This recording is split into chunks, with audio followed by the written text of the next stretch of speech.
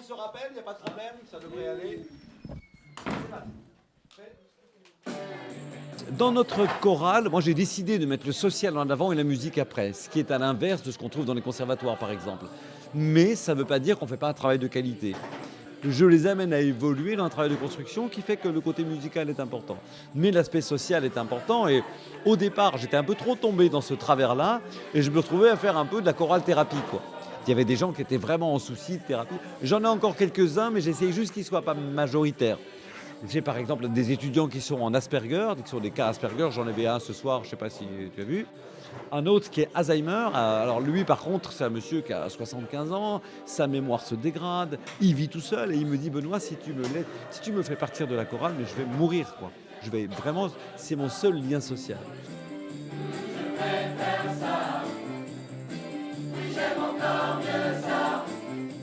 L'équilibre est facile. Non, chaque année, c'est une équation délicate. Parce qu'il faut jouer aussi avec les autres choristes. Il faut jouer avec ça, avec le fait qu'il y a un renouvellement important des étudiants d'année en année. Un étudiant reste en majorité pas plus de 4 ans dans la chorale. Et donc, il faut maintenir un niveau technique constant, sinon croissant, pour arriver à garder un esprit sympathique, dynamique.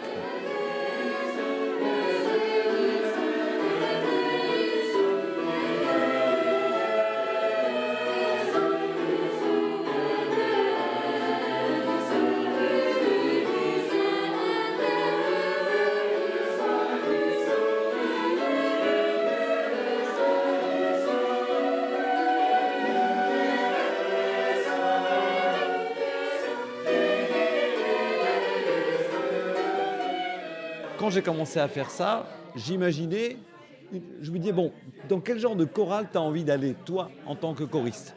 Je ne voulais pas aller dans la vieille chorale acariâtre, avec l'image caricaturale de la dame, avec la baguette qui tape sur le doigt des gens. Je voulais une chorale qui soit ouverte, où je me sente bien, et où on peut partager. Alors le plus difficile, c'est quand on a des cas, par exemple, des gens qui ont, je sais pas, des sopranos qui peuvent avoir un ego qui se met à gonfler parce qu'elles chantent très bien. Donc ça, c'est très difficile à gérer. Et quand il faut faire partir quelqu'un de la chorale, c'est toujours un problème dramatique parce qu'on les aime beaucoup, mais il y a un problème d'entente dans la chorale. Donc à un moment ou à un autre, il faut raisonner un peu comme un capitaine de bateau qui veut éviter que le bateau penche trop à gauche ou à droite, voire coule. J'ai eu des chorales beaucoup plus âgées où les problèmes étaient très différents.